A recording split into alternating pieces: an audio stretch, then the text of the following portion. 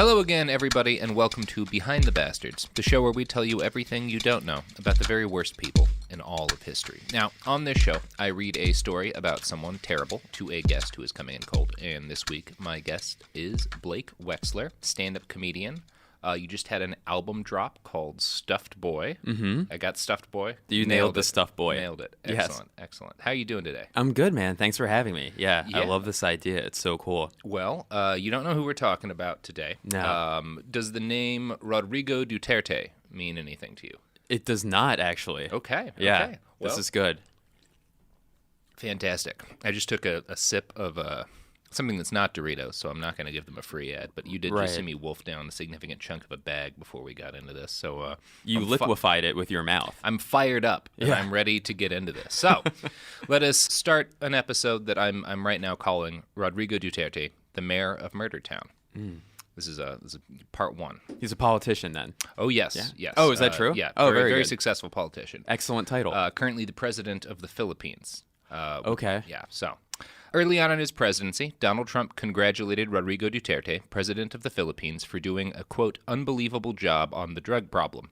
In February of 2018, a senior administration official said this to the website Axios. Quote, he, Trump, often jokes about killing drug dealers. He'll say, you know, the Chinese and Filipinos don't have a drug problem. They just kill them. Interestingly enough, large parts of both of those statements are accurate. It would be fair to call Duterte's drug war in the Philippines unbelievable. In the last 2 years, 118,287 drug users or dealers have been arrested, and 1.3 million drug users have turned themselves into the authorities. More than 20,000 people, many of them children, have been killed. Virtually all of them were murdered, often by masked men on motorcycles.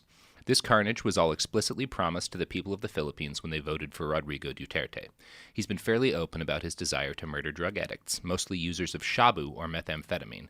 In September of 2016, President Duterte said this, if Germany had Hitler, the Philippines would have, and then he pointed at himself and continued, Hitler massacred 3 million Jews, there's 3 million drug addicts, I'd be happy to slaughter them.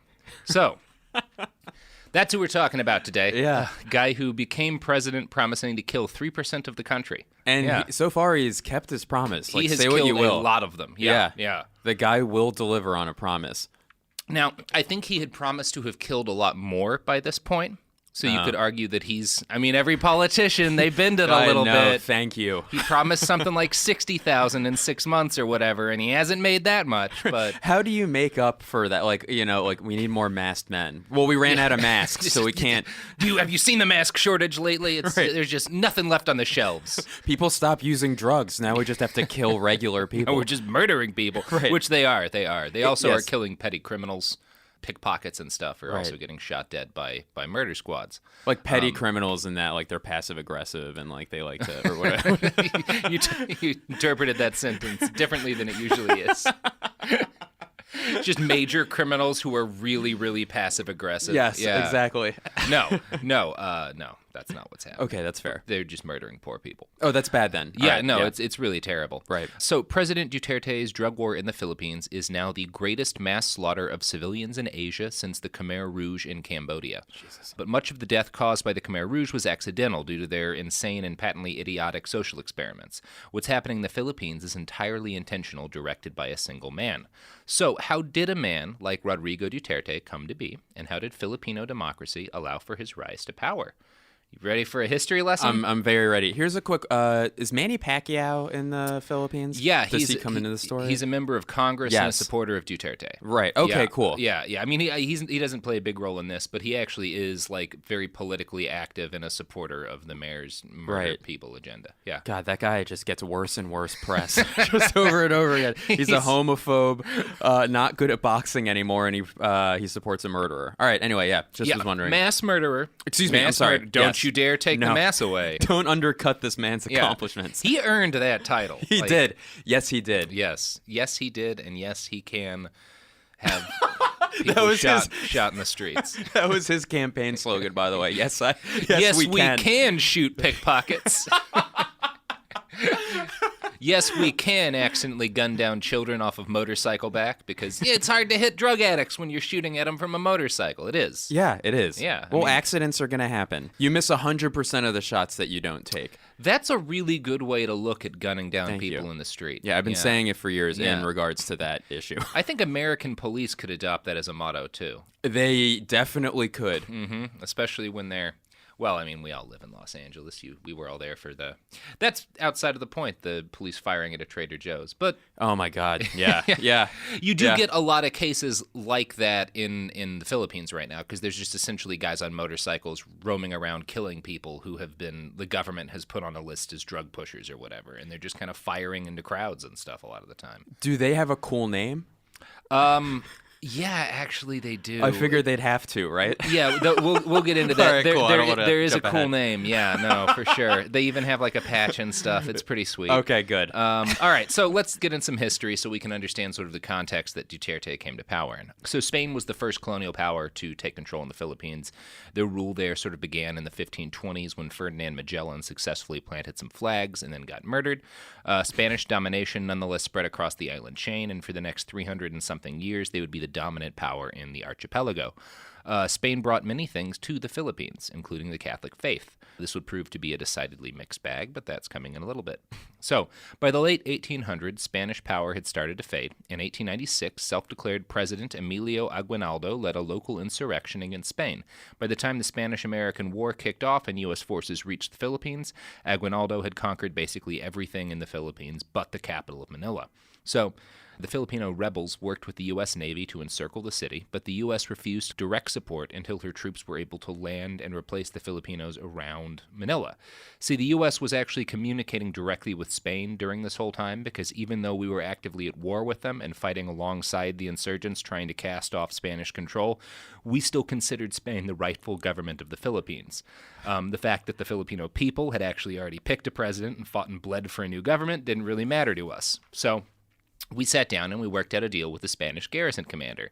He agreed to surrender under the condition that the U.S. make it look like there'd been a battle. So he was like, I'll surrender this city, but you got to pretend that we fought for it. But people have to die in this surrender. Well, I don't think anybody died in the fighting. It was like a staged good. battle where they were just kind of like shooting so it looked like, okay, we didn't just surrender Manila. It's like when you're kids, you just bang your swords together, you know, when you're fighting with fake swords. That, by the way, I was assuming that we've all had sword fights as children but it's not an actual stabbing motion. You're just hitting. Yeah, I would love to watch a fake battle. Yeah, it seems like it could have been a lot of fun. Yeah, so there were other conditions to the surrender.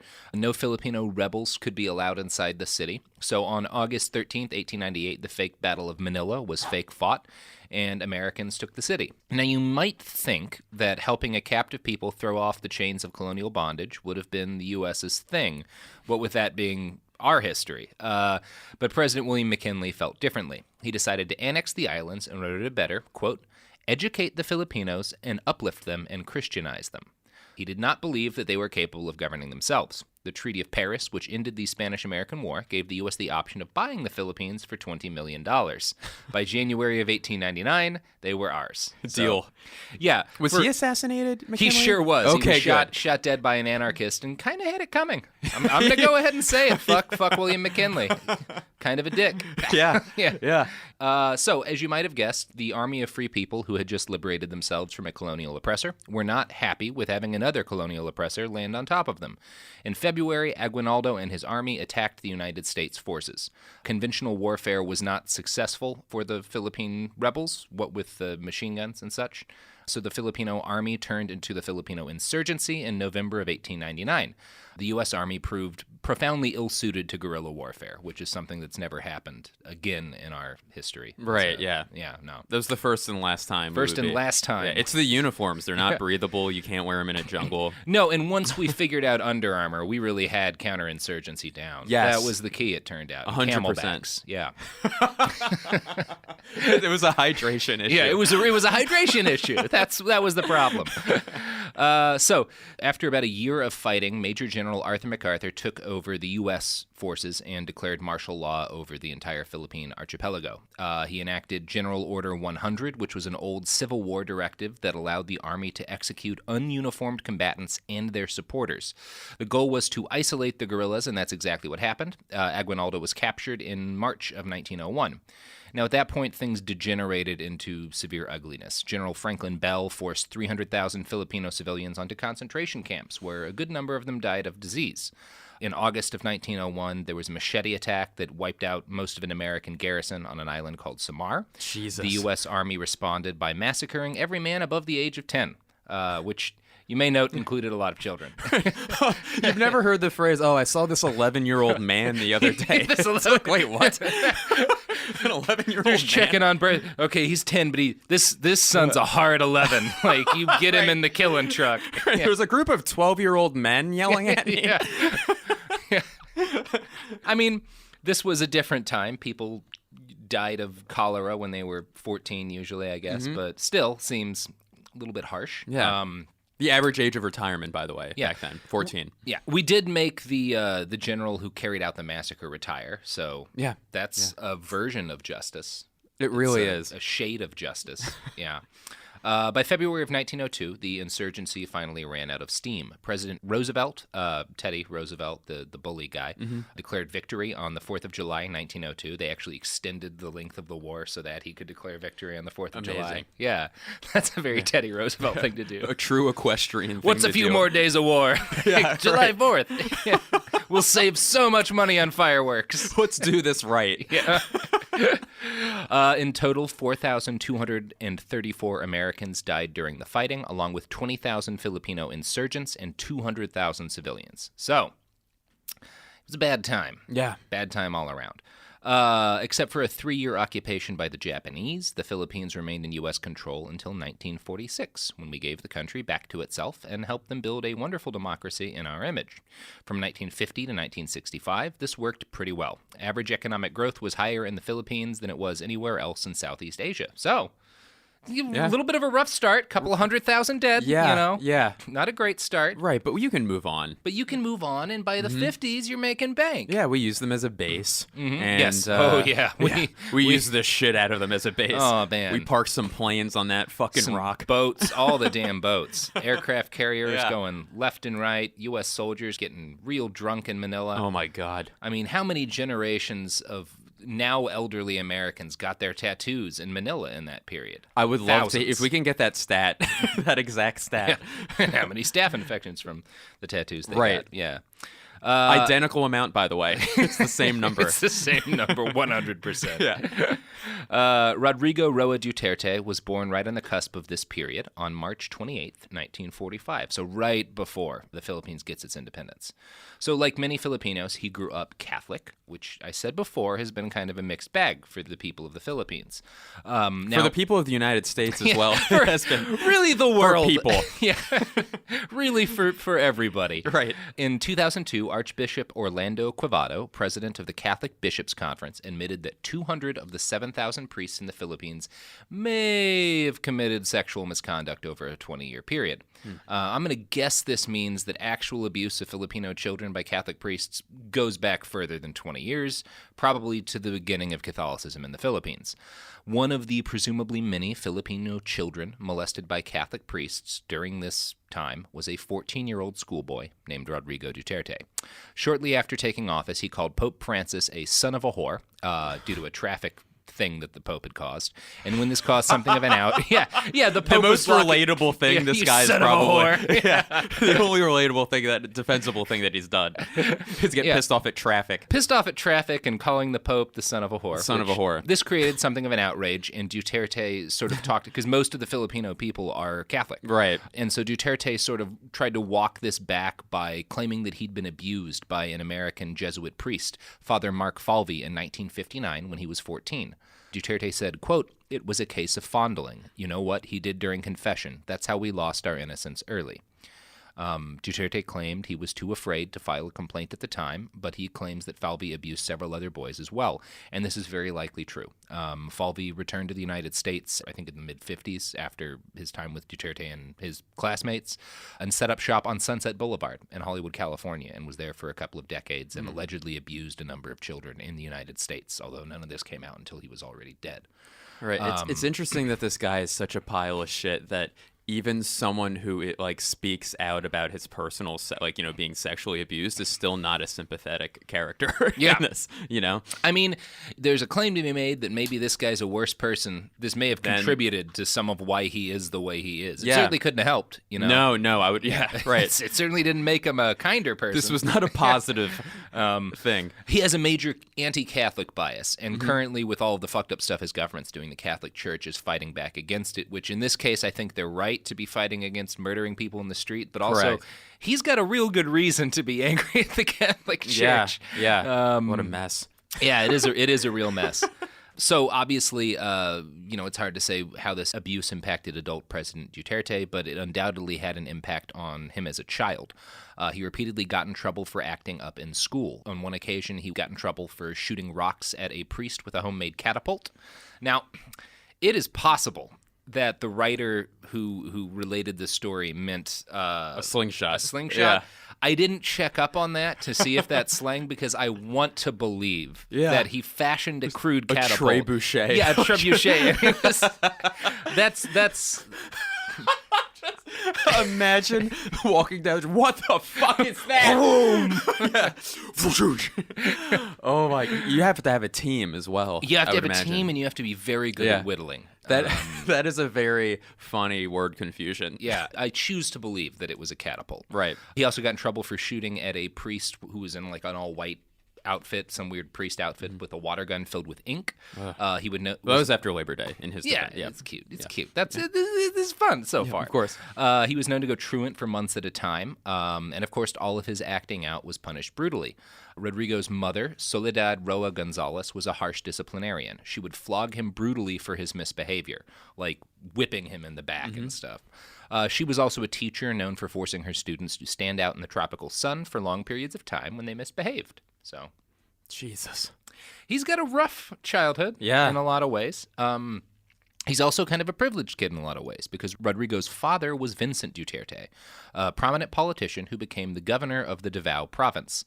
Now, Rodrigo and his 3 siblings grew up with a private cook, a driver, a boy, which I don't know. That's how he's described as a boy.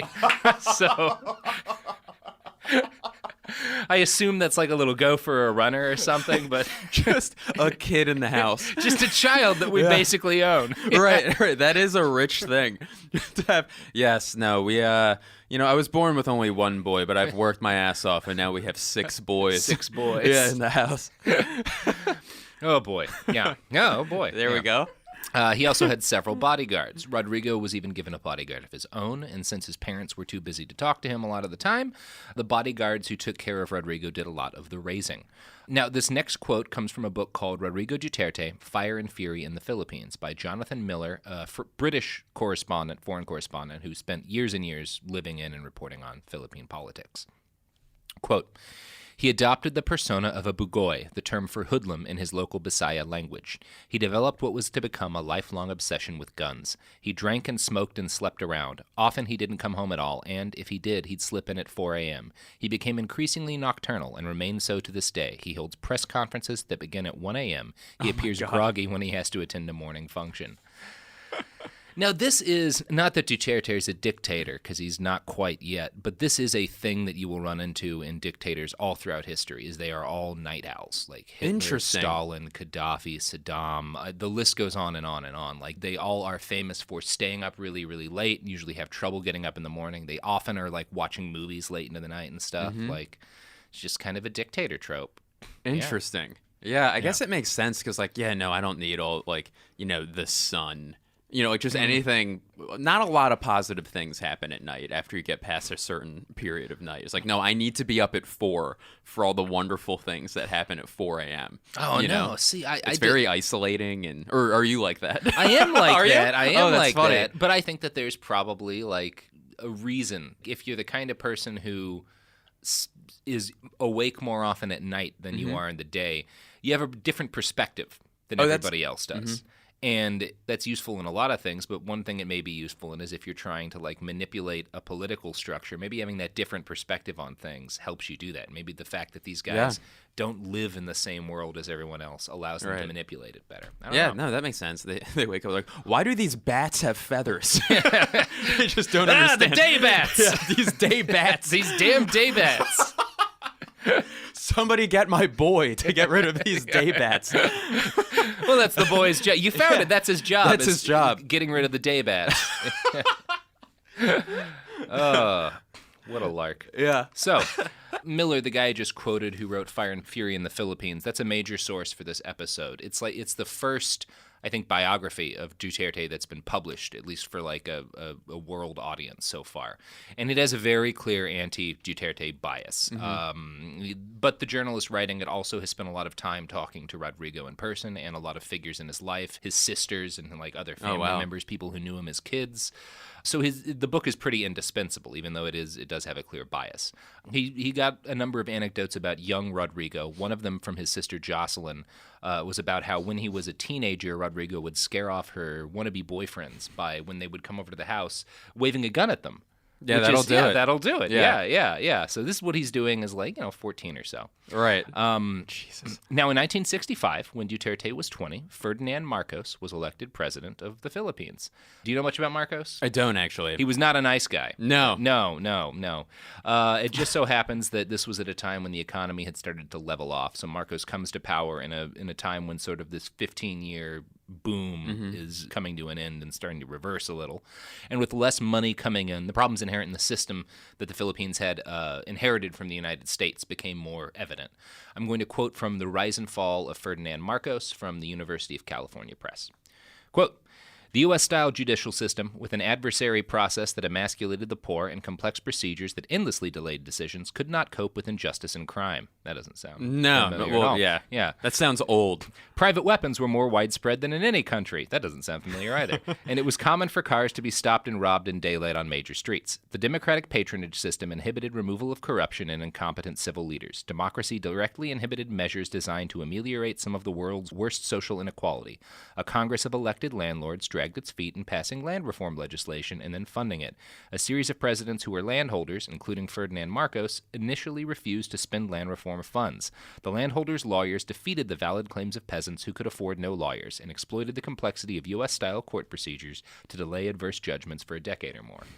So basically, they handed the Philippines essentially the same sort of political system the U.S. has, but the Philippines did not have, one of the things that we have as a buffer against the very rich, or at least we used to have, was a very large middle class. And so these people could get in court and could make their cases heard. And, it's still stacked against them, but they had more political power. Right. Yeah, it wasn't just very poor people and then very rich people, which is what the Philippines inherited. So the problems that are becoming more obvious of our system now in a time of increasing inequality in the United States were started to tear apart the Filipino national unity, in the 1960s. Right. So that's essentially what's happening. Yeah, it was a fast-forward version of America. Yeah, yeah. Now they've passed us. Like, that's future. They skipped right to the end. Right, so, right.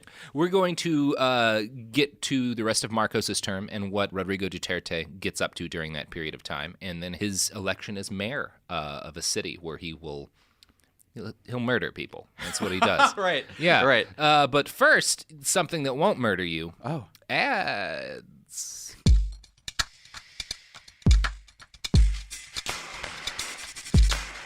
And we're back.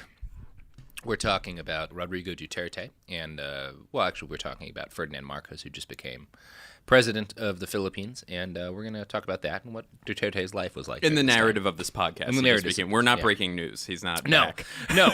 If this is news to you, you should read a little bit. Why is this the first thing that you listen to after coming out of your coma? Yeah. Oh, my God. Shit. What else? A dictator in the Philippines. I'm going back to sleep. When I fell asleep in 1965, the economy was on fire. So, by the time Marcos's third term comes to an end, the Philippines is riddled with both, increasing economic problems and also a lot more protesting and a lot of unrest. Many people in the Philippines wanted to become a U.S. state. rather than chart an independent course, because they kind of had that right. They were like, you can do your thing for a while, but like there'll be ways you could potentially be a state if you wanted to. And so there were a lot of people who were like, well, I mean, they look at them, they got all the money and nukes, let's just be part of that. And then there were a lot of people being like, no, let's do our own thing. Marcos, being a nationalist, decides he wants to take over and take more direct power over the country. So he engineers a constitutional convention, which included a lot of reforms and was meant to transition the country away from U.S.-style democracy and towards a different system with like a prime minister that was supposed to fit better and, have less of the inequalities. The major sticking point came down to the fact that there had to be an interim period between these two constitutions. And during this interim period, the head of state, Marcos, would occupy the offices of president and prime minister simultaneously. So there was a debate over how long this interim period was going to be. Most people, you'd say, okay, maybe a couple of days while we, do this thing. He wanted it to be indefinitely long. And I can see why he would want that. You can see why someone might want that. Mm-hmm. So he instituted a scheme that sounds kind of like an InfoWars conspiracy theory. I'm going to quote again from The Rise and Fall of Ferdinand Marcos. One by one, the delegates to the convention were summoned by Intelligence Chief General Ver, who reviewed with them their various failures to pay taxes, occasions on which their security guards had killed people under dubious circumstances, and other misdeeds which, according to the general, the judicial system would of course have to confront, unless the delegates saw fit to serve their nation by voting appropriately on the duration of the interim period. The cream of the national political elite proved extraordinarily vulnerable to personal pressures and frequently valid accusations of felony. So basically, everybody in power was so corrupt that when Marcos was like, I'll investigate you just a little bit if you don't vote with this, they were like, oh God, all my crimes. There is a lot to find. They'll learn where all the boys are buried. All you need is a little bit, and our whole career will come crashing down. Yeah, and that was apparently everybody in Congress. Right. So, I mean, we laugh, but that's just politics, baby. So Marcos got their longer interim period, and during that period, Marcos's government carried out a false flag attack on itself by shooting up the Minister of Defense's empty Mercedes-Benz. This was announced as a communist assassination attempt. The government also blew up several power pylons around Manila and blamed this as well on the commies. They used the terror attacks that the government itself had carried out to justify implementing martial law in 1972. So this is the second time in our story martial law has been declared in the Philippines. They're kind of getting used to it at this point. It's a great kind of law. If you're going to have a law, let it be martial. Of course. I've always said that. Yeah. No, I went to law school, and with an emphasis on martial law. And it hasn't really come up yet. I've really been out of work for quite some time. See, what I'm imagining when I think of how that could be positive is just the instructor from the Karate Kid. Right. Just him enforcing all of the laws, which would legitimately be a better system than we have. Or like the retail chain that's their law, where there's just clothes. Marshall's law. Marshall's law. Where it's just like you just throw clothes on the ground and people buy them. No one else would sell. Right, exactly. I guess that's a positive spin on it. That might be worse, actually. I mean, Marshall's law, if it's just law by the most discounted, that might be what we have right now. Right. Oh, boy. I should go to Marshall's. I need a torn yoga mat. I need a mug with the handle broken off of it. And a partially opened bag of chips. Yes. Marshall's. We have it. Probably. There's no inventory system whatsoever. There's no way to know what we have. Right. Coming here and checking it out. But we do have shelves with things on them. Oh, Marshall's really taking some hits. Yeah, good. Today. It's about time. Part of the TJ Maxx lobby. Yeah. So, Marcos declares martial law, justifying that they've got to fight the communists, even though there were only about 800 communist insurgents in the entire Philippines at that point. But, you're never going to let the facts get in the middle of a good martial law bench. So around this time, Duterte had finished college and law school. His bar exam was delayed because of the military takeover of the country, which... good reason to delay a test. Yeah. Rodrigo actually wound up missing his graduation ceremony for a completely different reason. He had ambushed and shot one of his fellow students to teach him a lesson. Well, the guy had mocked him for being from the South, and so Duterte had ambushed him and shot him, I think several times, but the guy did survive. So that is an institution of higher learning. That is how you teach a lesson. No, all right. Taught him a we'll lesson. let you be a lawyer, but you don't get to come to graduation because you shot somebody. Fine. Yeah, that's a fair punishment. Fucking rules. Yeah. So, Marcos ruled into the late 1980s. While the CIA had backed his rivals at first, they eventually came around to the old lug and his communist slaughtering ways. He and his wife, who stole an estimated $10 billion from the Philippines, enjoyed the strong support of the Reagan administration. The New York Times says that Ronald, quote, genuinely cherished Ferdinand and his wife Imelda. Quote, in 1969, Governor and Miss Reagan visited Manila, where Imelda's opulent parties dazzled them. From then on, Reagan, impressed by Marcos's exaggerated stories of his exploits as an anti-Japanese guerrilla, counted him among the world's freedom fighters in the struggle against communism. In Reagan's eyes, one of his aides mused later, Marcos was, quote, a hero on a bubblegum card he had collected as a kid. So amazing. Yeah. Yeah. What kind of deck do those cards come in, by the way? Oh. the fucking communist the Reagan murdering. bubblegum cards? Yeah. Oh, man. Who else would be on those cards? Like, of communist killers? Joseph McCarthy's of probably course. on there for sure. Yeah. Hitler? Hitler? Yeah, we can throw him on there, Hitler probably. killed some communists, that's for sure. A rookie Hitler card? A rookie Hitler card? Where he's just got his bullwhip and his shorts? Yes. Yeah. Right. Wonder what a Hitler rookie card's worth these days. Hundreds. Yeah. So, one of the other people who helped out Marcos during sort of the late 80s when he was having increasing trouble over all of the people he was torturing tens of thousands of people. Mm-hmm. How many years, is this into his indefinite like 20 years. He ruled about 20 some years. Right. Well, I mean, he only had about 14 years of martial law from 72 to 86. And during a good chunk of that, one of the people who represented him to the United States, who tried to help get him additional funds from the government, was a little fellow you might know called Paul Manafort. Mm-hmm. And in fact, one of Manafort's employees flew with Marcos when he fled the mob that was taking over his palace and went to Hawaii to go die.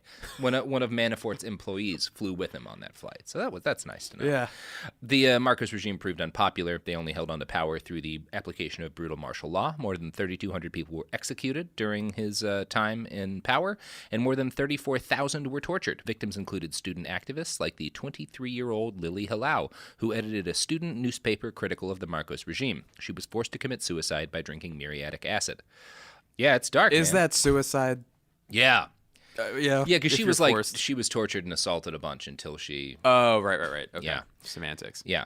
During this period of martial law, a new drug entered use in the Philippines. We know it as methamphetamine. Now, prior to Spanish colonization, the Filipino people had a fairly mild drug culture. I think betel nut was one of the big things they'd use. I think marijuana was around, but it wasn't super common. If you say betel nut 3 times, it appears. Just so you know. That's just the juice. Oh, fuck. Okay, yeah, I'm sorry. I'm embarrassed. Which is, I think, what you spit out when you've been chewing it a lot. You're right. Okay. Yeah. Sorry. I'm a square. I don't know.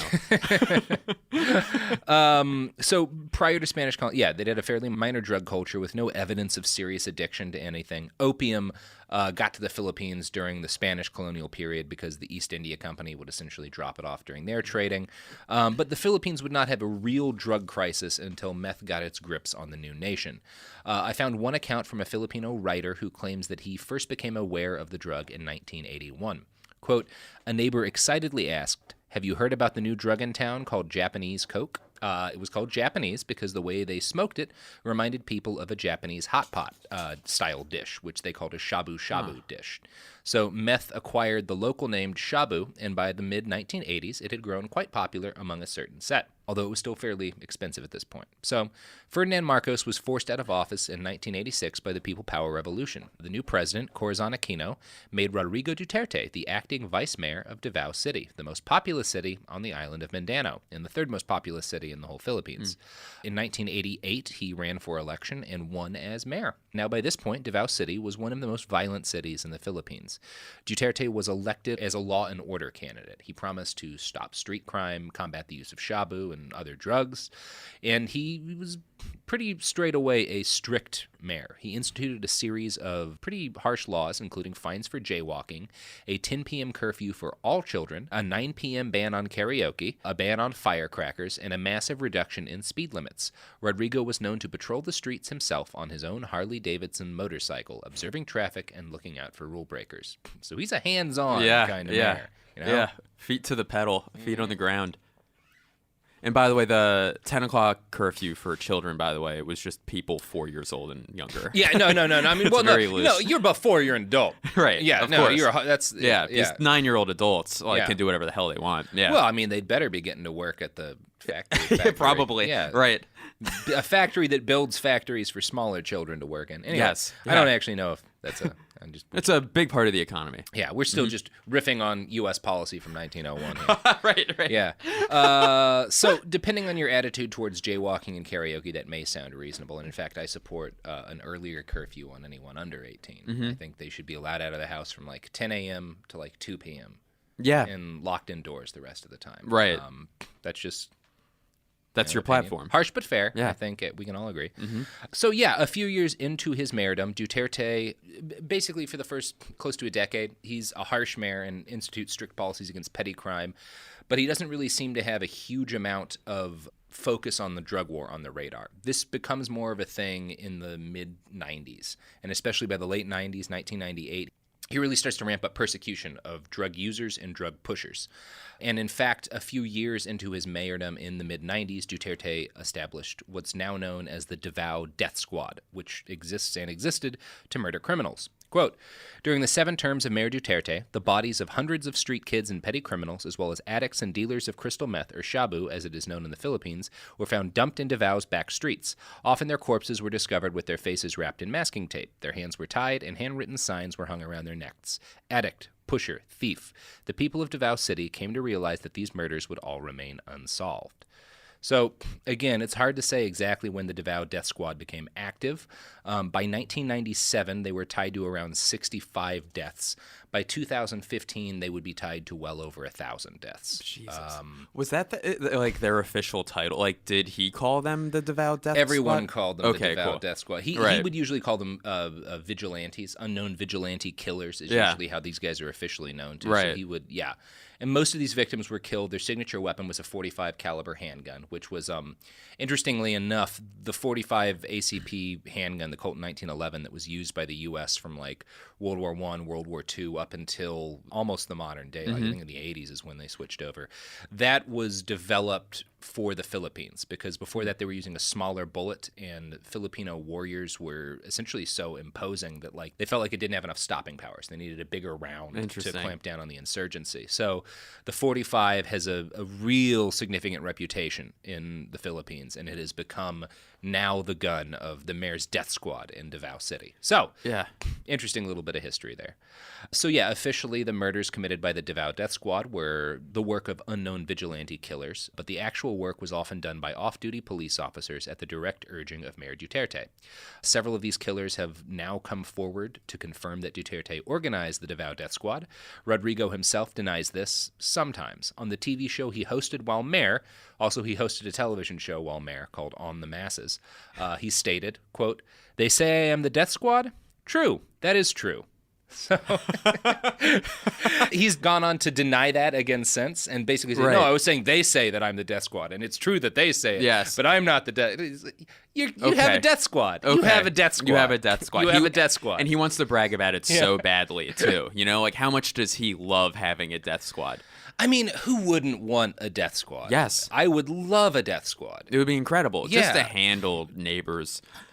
Neighbors. And drug addicts. People who drive too slow or too fast. Right. You know? Mostly those groups. Yeah. This goes without saying, but it is very interesting that his hatred for drug addicts and thieves goes way beyond his hatred for murdering. Like, he loves murder, but hates, which on the crime scale is obviously generally above most of us would drugs. say. Yeah. It's very interesting. Where it's like, no, being dead is more noble than wasting the time that you're alive by being addicted to drugs. Yeah, and for a having guy who has rejected religion so thoroughly, that's a weirdly, like, almost fundamentalist religious sort of attitude to take towards drug use, which is interesting to me. Very interesting. I will say, if I had a death squad, I know who I would target first. And so I go running in a couple of neighborhoods. And we'll be right back. We're going to have that for you in a moment. No, I'm just kidding. That's not my job. Well, there's a couple of neighborhoods I like to run in Santa Monica. Yeah. And one of them, the speed limit in the neighborhood is 30 miles an hour, but people have put out signs that say, "My kids live here, don't drive over 20." With that yellow fucking thing with like, the flag. You don't get to make the speed limits just because you've got to. That's who I'd target. People trying to make the speed limits. All right. That sucks. I know. It's just so obnoxious. What a rich person thing, too. You don't get to make that choice. Anyway, we'll be back, not talking about people we want to have murdered by death squads. But maybe. But maybe. We may not be done with that. But maybe.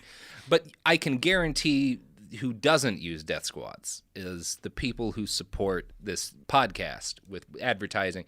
No death squads are related to the operation of this podcast or its sponsors. And we should have mentioned that earlier. We should have mentioned that earlier. 0 death squads, maybe 1 eventually. All right, here's some ads.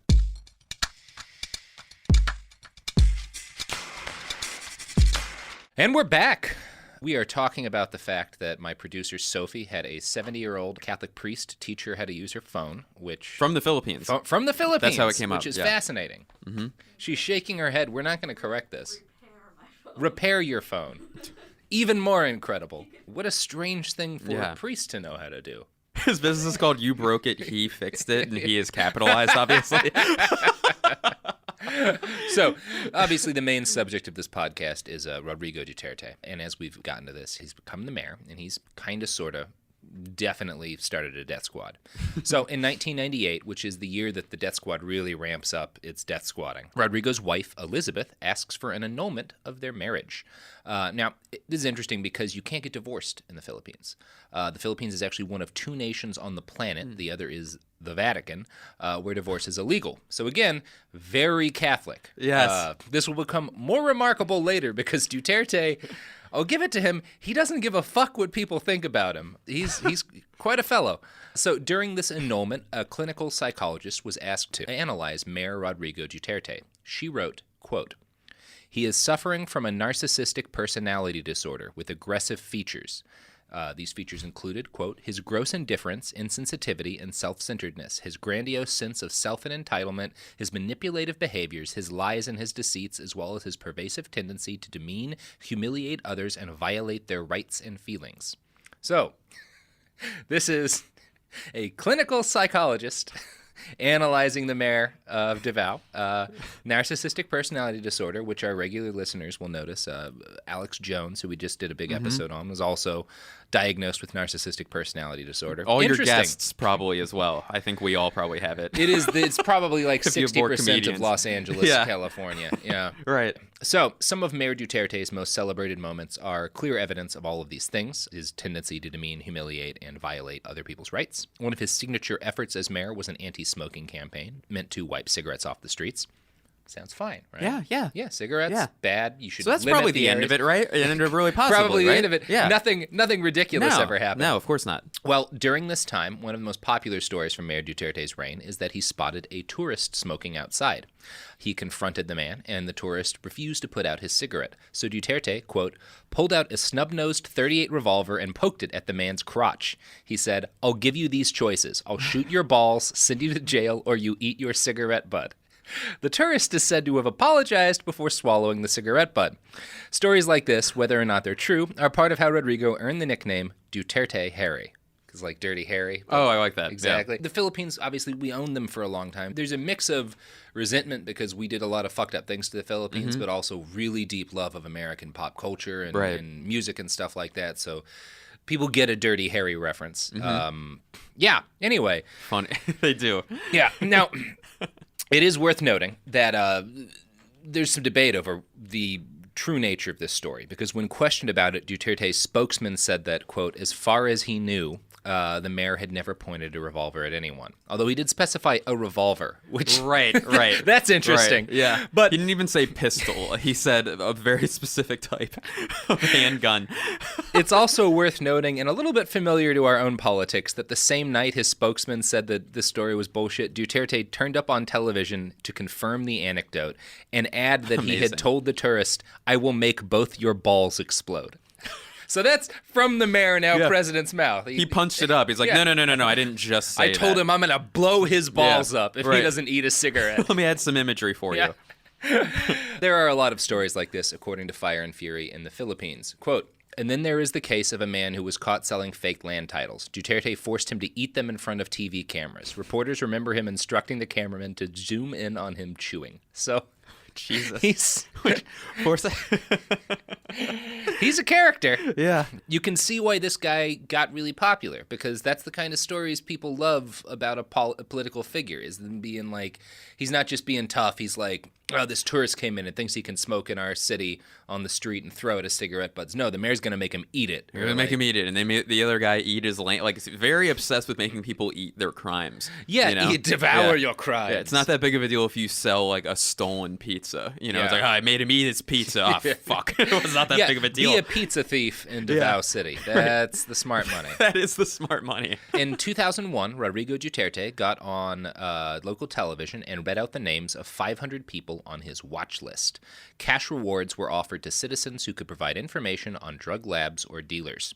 A few days after this, he sat down for an interview and was asked how he felt about being called the godfather of the Davao death squad. He replied, quote, "I don't give a damn. I don't give a shit. What I should do now is honor my commitment. To be really truthful and honest about it, I would rather see criminals dead than innocent victims die, being killed senselessly." Now, when he said those words, 4 of the people on his list had already been murdered. 17 more died before the article was published. The victims were all either drug dealers or mobile phone pickpockets. 4 were children. In less than 3 weeks, 26 people on the list had been killed, including, quote, marketplace vendors, construction workers, a housewife, and 2 members of a leftist political party. Now, in 2003, June Paula, a shock jock radio guy in Davao City, made fun of Rodrigo's son Paulo for beating up a hotel security guard. He repeated persistent rumors that Paulo was addicted himself to crystal meth. This pissed Rodrigo Duterte off, and in September of that year, June Paula was ambushed and gunned down in the streets. His murder is officially unsolved. Although in February of 2017, Arturo Las Cañas confessed to having been a leading member of the Davao Death Squad and claimed under oath that he'd been paid $20,000 to murder this guy. So, well, he's making jobs. He's making jobs. He's a job making creator. Job. Yeah. Exactly. Mm-hmm. Las Cañas is able to feed his family off of the money he got murdering the radio personality for making fun of the fact that Rodrigo's son beat up a guy at a hotel. Amazing. Amazing. He's quite the man. Yeah. So in Rodrigo's last year as mayor, he was nominated for the World Mayor Award, something that apparently exists. Which is the opposite of local government, which is what a mayor is. The executive of a World Mayor Award. Well, he's the worst best mayor award in the show. world. Yeah, I'm the best mayor in the world. What are you talking about? I maybe like twice in my life have known the mayor of wherever it is I happen to live. Yeah, it's hard. Yeah, I mean, the only reason I knew it for a while in LA is because in the fucking elevators, you've got the mayor's name on like the little like the thing. And so it's like, oh, okay. Like, it's the worst when it's the previous mayor and it's like, good God. I'm in a good God. Schwarzenegger, how old is this shit? Ring the bell. It doesn't work. Oh, boy. Yeah. So he was nominated for the World Mayor Award. He turned down the nomination, saying of his time in office, "I did it not for my own glory, but because that was what the people expected me to do." So that's some humility right there. But the World Murder Award, he happily accepted and won. He earned that World Murder Award. And it's an objective thing. Yeah, of course. It was all but a foregone conclusion that Rodrigo Duterte would run for president of the Philippines in 2016. 8 months before he announced his candidacy, he did an interview with Esquire Philippines. In it, he claimed to have first killed a man when he was 17 by maybe stabbing him to death in a drunken beach brawl. But maybe not. Maybe not. Yeah. Because he was drunk. Right. Yeah, who knows? He self-admitted he was drunk when he probably stabbed a guy to death. Right. Yeah. He did add, "I have never in my life killed an innocent person." So he was just saying, like, anyone I get into a drunken beach brawl with has it fucking coming. I'll tell you that much. Who fights at the beach? You know? The Aren't fucking you tired? mayor of Davao City. And now president. So, from 1998 to 2015, the Davao Death Squad killed more than 1,400 people by some estimates, including roughly 130 children. Other estimates will say just like 1,000 to 1,100. It's unclear the exact number, but somewhere between 1,000 and 1,400 is probably pretty fair for 1998 to 2015. Also, a pat on the back to us for stopping the children age bit that we've been doing throughout the year. I know. Because the amount of self-discipline I've had to exercise to not keep that going is a lot. It is one of those things when you read old books that gives you a real insight into how different things were, was like what they included a child. Because like in Germany in the 1800s, it was like, you're 12, you're old enough to work. Like, get a job. Or if they're talking about like a woman from like, like back in that time. It was like, yeah, and she was eventually married at the age of 13. Oh, it's sad when it takes that long. Yeah, she was out to pasture, but then real spinster, 14 years old. Real spinster. She's got another 4? Yeah, at most. Yeah. Oh boy, history's just a pile of nightmares wrapped up in a burrito. Pile of shit. Yeah. Las Cañas, the hitman who later confessed to being one of the Davao Death Squad's leaders, says that his extra murdering money came from the combined wages of 10 to 12 ghost employees, which are fake government employees who existed just as money funnels for the mayor's murder team. The salaries for countless ghost workers had been pooled into the mayor's intelligence fund, which had paid for all of the murders. So, this is, in case you were wondering, fiscally, how does this death squad work out? There's a lot of data on fiscally. It was very responsible. It was a very fiscally responsible death squad. Right. They've got receipts. They do. Which is critical with a death squad. Which is rare. This is what people got onto the Nazis for, not enough receipts. And now that's untrue. The Nazis were great at receipts. I'm sure they were diligent. They were really, really good at receipts. So Las Cañas claimed to have been paid between $400 and $2,000 per execution, depending on the status of the target. It's got to be a bummer if you and your friend get hit and like he's at $2,000 and you're. It's like, my God! Come on. I know. That would hurt more than the death. Yeah. I don't think my ego could take that. No. You just don't want to even ask. Right. Las Cañas also received a $2,000 monthly allowance that went on top of his police salary. The money was paid by Sonny Buenaventura, the mayor's bodyguard. Las Cañas claims, quote, Duterte's office supplied everything: cars, guns, ammo, food, and money. His hitmen were a mix of former Communist Party, NPA assassins, along with, Duterte is kind of a leftist. Oh, I'm sorry. Yeah. I confused him with the other guy, the previous. Never mind. Yeah. No, it is a little bit like, and it's not even fair to call him a leftist. He definitely has come to power as a socialist, but he's also more of a Dutertist than anything else. Like, he's tough to classify other than who he is, right? But yeah, his hitmen were a mix of former Communist Party assassins, along with police officers, and of course, run-of-the-mill contract killers. Here's another quote from Fire and Fury in the Philippines. The former NPA killers targeted glue sniffers and alleged petty thieves, while the police and their contractors went after bigger fish, kidnappers and drug lords. Las Cañas also confirmed the use of the Log Quarry as an execution ground, and when questioned, said he could point to burial sites. These included those of an entire family killed with a silenced .22 caliber pistol, a suspected kidnapper, his Muslim convert wife, who was 7 months pregnant, their 4-year-old son, her 70-year-old father, an elderly male relative, and the family maid.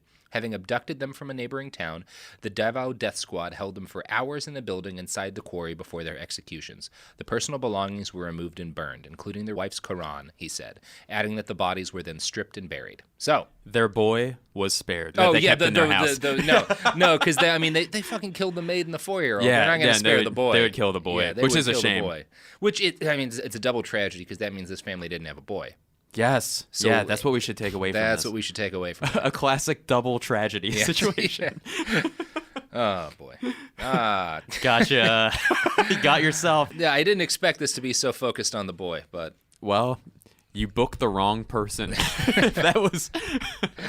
So, Las Cañas testified about all of this in 2017 when Duterte was actually president. It didn't have a huge impact on his popularity as president, and it's possible that it wouldn't have made any difference at all if it had come out during the election itself.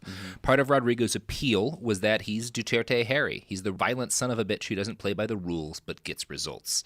His detractors could point to an enormous pile of corpses, but all Duterte had to say is, "Look at Davao. I cleaned up one of the biggest cities in the Philippines."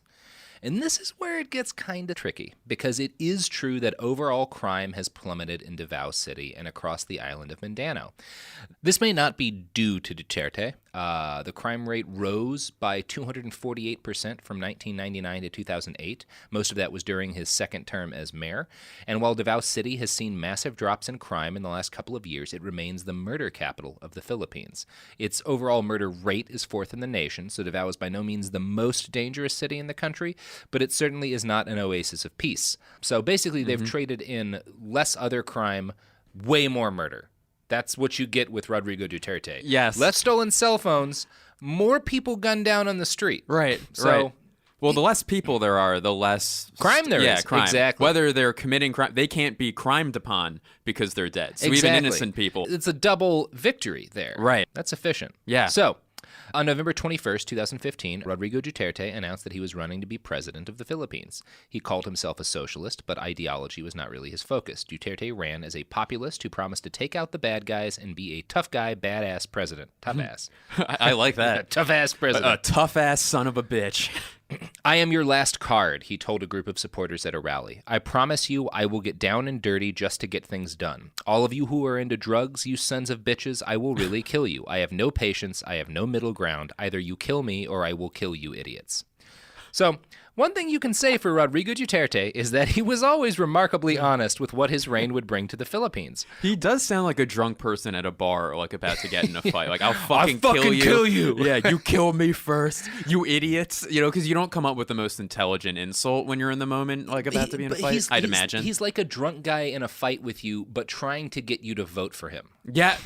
Right. But also, he's handing the ballot over to you. I'm going to fucking kill some people. Yeah. Vote for me. Just right there, if you mark right there. Yeah. While campaigning, he would regularly lament the drug-dealing sons of whores who are destroying our children.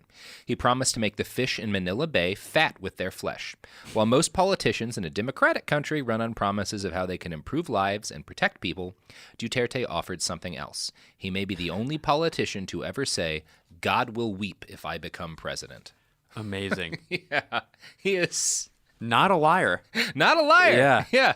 No, not a liar. He promised to make God cry with the amount of He promised to fill the morgues. Yeah. Like, that's a bold promise to make as a presidential fill candidate. The morgues. There will be so many more corpses. Right. When I become president.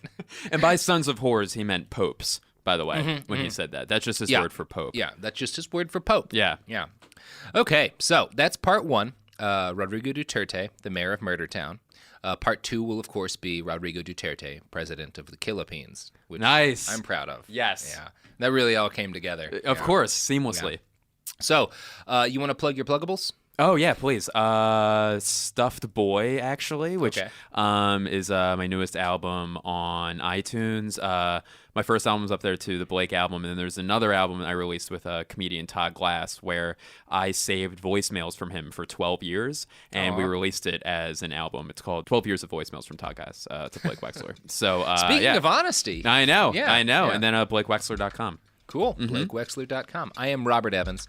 You can find me on Twitter at IWriteOK. You can find this podcast on the internet at BehindTheBastards.com. You can find us on Twitter and Instagram at @BastardsPod. And we sell T-shirts on TeePublic. So look up TeePublic, Behind the Bastards. A lot of great T-shirts, including a lot of great Doritos-themed T-shirts. Doritos Not Dictators. Nachos Not Nazis. Buy them. You support the show. Money goes to me. And also, you get a pretty cool shirt out of the deal. So it's great. Yeah. All right. Well, that'll do it for us for now. We're going to get into part two about Rodrigo Duterte on Thursday. So please tune back in then. Although you don't have to tune anything because this is not old-time radio. You just do whatever you want. Just download us. Listen to us when you're, at the kickboxing gym. Boxing and kicking and whatever it is. It's over. The episode's over now. Bye. I love about 40% of you.